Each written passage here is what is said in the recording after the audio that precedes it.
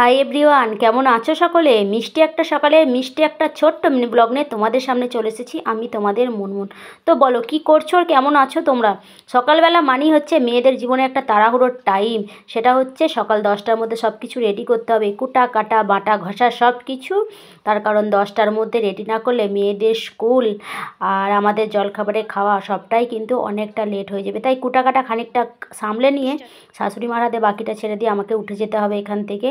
এরপর বাকি কাজটা করব, আর বাকি কাজটা করার জন্য রান্নাঘরে যেতে হবে।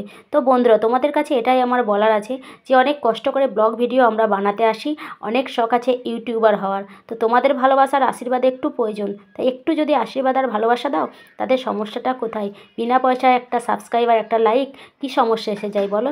তো বেগুনে নুন হলুদ মাখিয়ে নিয়েছি এবং তার সাথে ডিম সিদ্ধও বসিয়ে দিয়েছি।